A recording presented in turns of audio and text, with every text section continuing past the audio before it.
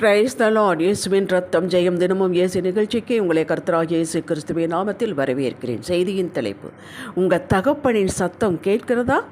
ஆதார வசனம் யோவான் 10:4-5 அவன் தன்னுடைய ஆடுகளை வெளியே விட்ட பின்பு அவைகளுக்கு முன்பாக நடந்து போகிறான். ஆடுகள் அவன் சத்தத்தை அறிந்திருக்கிறபடியினால் அவனுக்கு பின் செல்கிறது.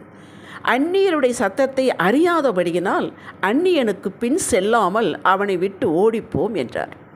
மகிமையானவரின் மக்களே, இயேசு இந்த உவமையில் தன்னை மேய்ப்பனாகவும் தன் ஜனத்தை இஸ்ரவேல் மக்களை ஆடுகளாகவும் பாவித்து பேசிக்கொண்டே வந்தார். சங்கீதங்களிலும் தீர்க்கதரிசிகளின் மூலமாகவும் இந்த உவமையை சொல்லிக்கொண்டே வந்தார். தானே நல்ல மேய்ப்பன், தன் ஆடுகளுக்காக ஜீவனை கொடுக்கவும் வந்தேன் என்றார். இவர்களோ இதன் அர்த்தத்தை புரிந்து கொள்ளவில்லை. தனக்கு பின்னால் வரவும் இல்லை, தன் வழியில் நடக்கவும் இல்லை என்றால் விட்டுவிட்டு போக வேண்டியதுதானே. அதை கர்த்தரால் செய்ய முடியவில்லை. எப்படியாவது தன் மக்கள் தன் சத்தத்தை இனங்கண்டு கொண்டு தன் பின்னால் வரமாட்டார்களா? நல்ல காலத்தை, பசும் புல்லை, அமர்ந்த தண்ணீரை காட்டலாமே என்று ஆவலோடு இருக்கிறார். தகப்பன் பிள்ளையின் உறவில் தகப்பனுடைய மனம் எப்படி அடித்து கொள்கிறதோ அப்படித்தான் கர்த்தரின் உள்ளமும். இதனால் தான் முதல் பிரசங்கமே மனம் திரும்புங்கள், தேவராஜ்யம் சமீபமாயிருக்கிறது என்று யோவான் ஸ்நானகனும் இயேசுவும் பிரசங்கித்தார்கள். மனம் திரும்பாமல் அந்த ஒப்பற்ற ராஜ்யத்திற்கு வர முடியாது, அனுபவிக்கவும் முடியாது. தேவராஜ்யம் நீதியின்படி செயல்படுகிறது. லூக்கா 15 இளையகுமாரன் தனக்கு கிடைத்த சொத்துக்களை சேகரித்து கொண்டு தூர தேசம் போய் துன்மார்க்கமாய் செலவழித்து முடித்த பின் அங்கு பஞ்சம். பன்றிக்கு போடுகிற தவிடு கூட அவனுக்கு கிடைக்கவில்லை. இப்போதுதான் புத்தி தெளிகிறது. தகப்பனின் சத்தம், அன்பு ஞாபகத்துக்கு வருகிறது. மனம் திரும்பி வந்தான். தகப்பன் தினமும் தன் மகன் வருவானா என்று எதிர்பார்த்து இருந்தது போல அவன் தூரமாய் வருகிற போதே ஓடிப்போய் கழுத்தை கட்டி கொண்டு முத்தம் செய்து வீட்டுக்குள் அழைத்து செல்கிறார். சகல உரிமைகளும் கொடுக்கிறார். அவன் என்னை வேலைக்காரனாக வைத்துக் கொள்ளுங்கன்னு தான் சொன்னான். அதையெல்லாம் அவர் காதிலேயே போட்டுக்கொள்ளவில்லை. அவன் போனபோது, சொத்துக்களை சேர்த்து கொண்டு போனபோது தகப்பன் அவன் பின்னாலேயே போகவில்லை. தன் சத்தம் தன் மகனின் காதில் ஒரு நாள் ஒலிக்கும், மனம் திரும்பி வருவான் என்று வழிமேல் வெளி வைத்து காத்து கொண்டிருந்தாரே ஒளி அவன் பின்னால் போகவில்லை. மக்களே, தேவ சித்தம் நம்மை பின்தொடராது, நாம் தான் அதை பின்தொடர வேண்டும். நாம் மாம்சத்தில் சொந்த யோசனையை செயல்படும் போது நம்மை பற்றிய தேவ சித்தம் இதுவல்ல திரும்பு என்று நம் பின்னால் வருவதே இல்லை. மத்தேயு 2 இயேசு பாலகனை பார்க்க தொழுது கொள்ள கிழக்கத்திய சாஸ்திரிகள் வருகிறார்கள். அவருடைய நட்சத்திரம் காட்டிய திசையிலேயே வந்தவர்கள். பாலகனை நெருங்கி விட்டார்கள். எருசலேம் வந்து விட்டார்கள். எருசலேம் வந்தவுடன் அவர்கள் கண்கள் அரண்மனையை பார்த்தார்கள். ஏரோதின் அரண்மனை. ராஜாவாக பிறந்திருக்கிறவர் என்றால் அரண்மனையில் தானே பிறந்திருக்க வேண்டும். இவர்களாகவே யோசித்து அரண்மனைக்குள் போனார்கள். இவர்களுக்கு வழிகாட்டிய நட்சத்திரம் இவர்கள் பின்னால் போகவில்லையே.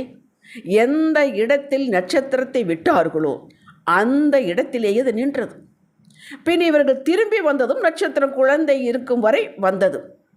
வேதத்தை வாசித்து இப்படிப்பட்ட செய்திகளை தினமும் கேட்டு நீங்கள் தற்போது கர்த்தரின் சத்தம் எது, அந்நியன் சத்தம் எது என்று இனங்கண்டு பிடித்திருப்பீர்கள். ஜெபத்தில் அமரும்போது தேவ வார்த்தைகள் கொண்டுதான் உங்களிடம் பேசுகிறார். இது அவரவர்களுக்குத்தான் தெரியும். சூழ்நிலைகள் மூலமாக பேசுகிறார். உங்கள் காதில் விழும்படியாகவும் பேசுகிறார். அது புரியும். இப்படி கர்த்தரின் சத்தத்தை, வழியை இனங்கண்டு கொண்டவர்கள் சொந்த மாம்ச சுய யோசனைப்படி நடக்கக்கூடாது. அவர் சத்தம் உங்களுக்கு தெளிவாக புரிந்துவிட்டது. இனி ஒரு சத்தம், அது உலக சத்தம், பிசாசின் சத்தம் ஒலித்து கொண்டே இருக்கும். அது நிற்காது.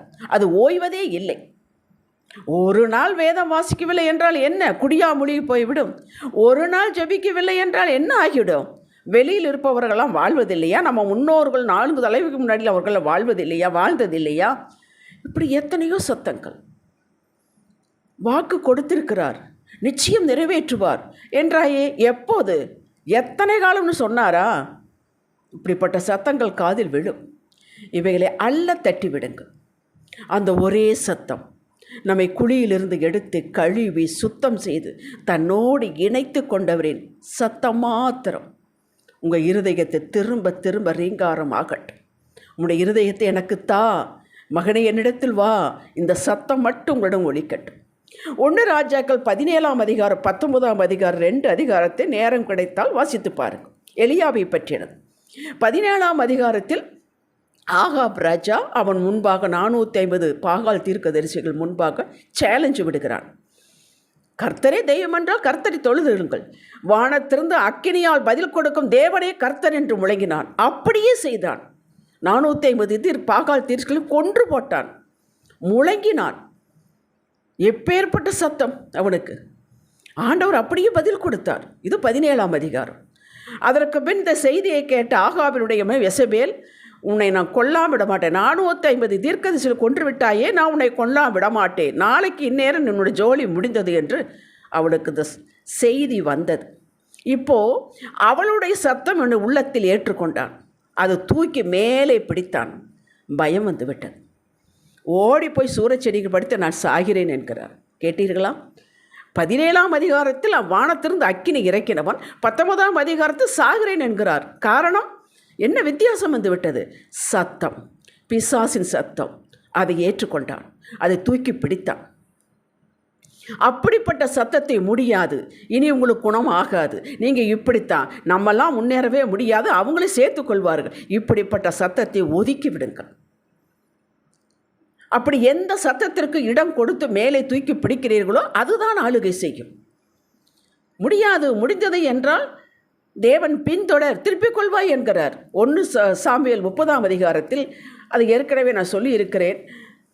தாவீதும் அவனுடைய ஆட்களும் வெளியே போய்விட்டு வரும்பொழுது அவர்கள் பெலிஸ்தியர் சீமையிலே சிக்லாக் என்ற இடத்தில் தஞ்சம் புகுந்திருக்கிறார்கள்.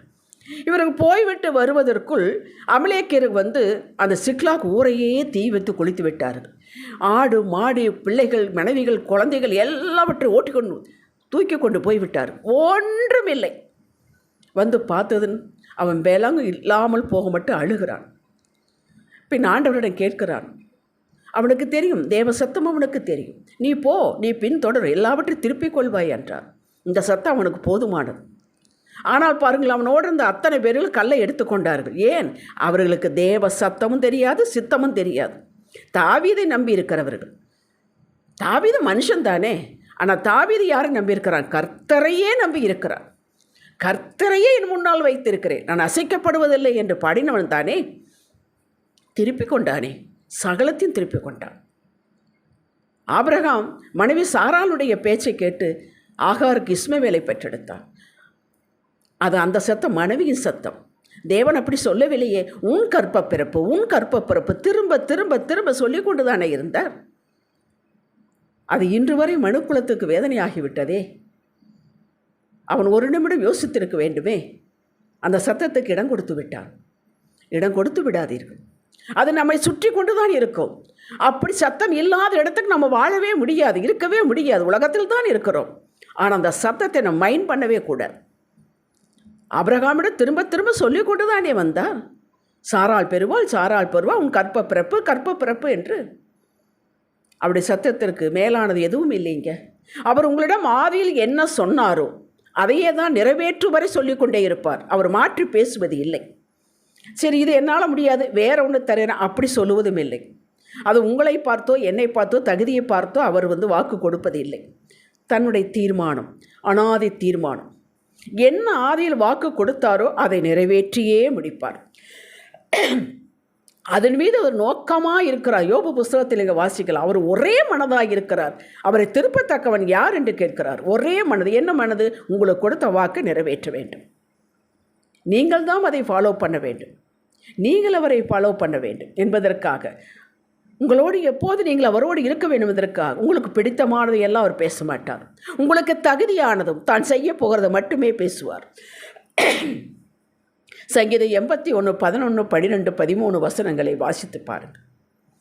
ஆண்டவர் சொல்கிறார், தன் ஜனம் தன் சத்தத்திற்கு இடம் கொடுக்கவில்லையே, கொடுத்தால் நலமாயிருக்குமே, இஸ்ரவேல் என் பாதையில் வந்தால் நலமாயிருக்குமே அங்கலாப்பப்படுகிறார்.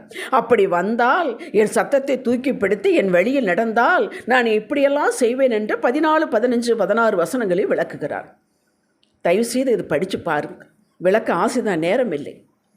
தேவ சித்தம், தேவ சத்தம், அதாவது அவரது வழி பாதை, இது மட்டும்தான் நமக்கு மேலோக்கி இருக்க வேண்டும். இது வெற்றியின் நேராய் நடத்தும். சிரமமாக இருந்தாலும் சிரமமாகத்தான் இருக்கும். ஏனென்றால் அது உன்னதத்திற்கு காட்டும் வழி அல்லவா. மற்ற சத்தம் பாதை அகலமாக, ஆனந்தமாக, எளிதாக இருப்பது போல இருக்கும். ஆனால் தோல்வி எழும்ப முடியாத நிலைக்கு கொண்டு போய்விடும். இது நீங்கள் தான் முடிவெடுக்க வேண்டும். ஜெபிக்கலாம். தகப்பனே, நீர்தான் வழி, நீர் மாத்திரம்தான் வழி. உன் சத்தம் எங்களை வழி நடத்தட்டும்.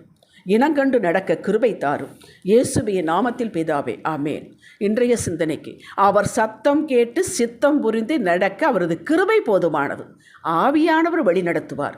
ஏனென்றால் ஆவியானவர் அவருடைய சித்தம் அறிந்தவர். எனக்குள்ளே இருக்கிறார். என்னை வழி நடத்துவார், என்னை கரை சேர்ப்பார். ஆமேன். அல்லேலூயா.